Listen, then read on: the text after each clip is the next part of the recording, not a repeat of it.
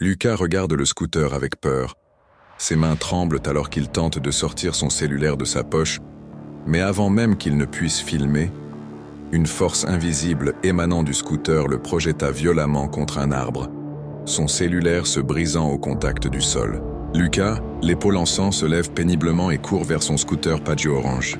Il le relève, l'enfourche et détale à pleine vitesse. Dans son rétroviseur, Lucas constate que le Vespa le rattrape rapidement, anormalement.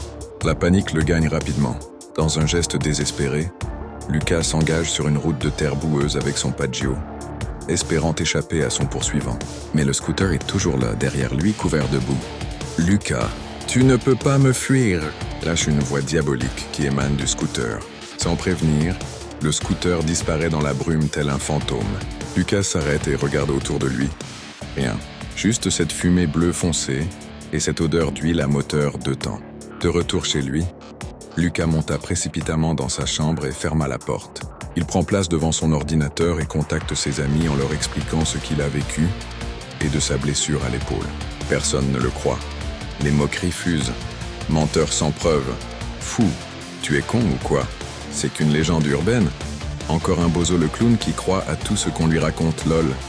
Lucas décide de ne pas abandonner ses recherches et passa le reste de la nuit sur l'ordinateur.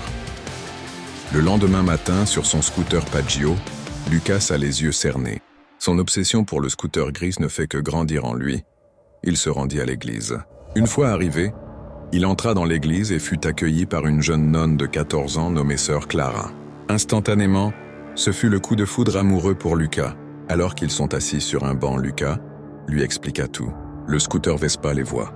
Il en profite aussi pour faire connaissance avec elle. « Seul Dieu Tout-Puissant peut te protéger de ce démon, Lucas », répondit la jeune nonne, les mains jointes, avant de lui mettre un crucifix d'argent autour du cou.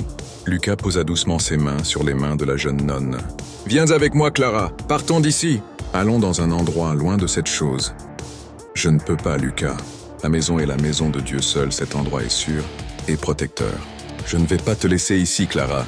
Pas depuis que j'aille vu ce scooter. » Soudainement, un bruit de moteur se fait entendre et les portes de la salle volent en morceaux.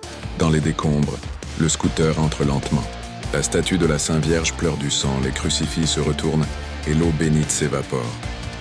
Lucas prend la main de sœur Clara. « Vite, fichons le camp d'ici !» dit Lucas paniqué en l'entraînant avec elle. Le scooter pourchasse les deux jeunes gens à travers les décombres. Like et commente si tu veux voir la partie 3.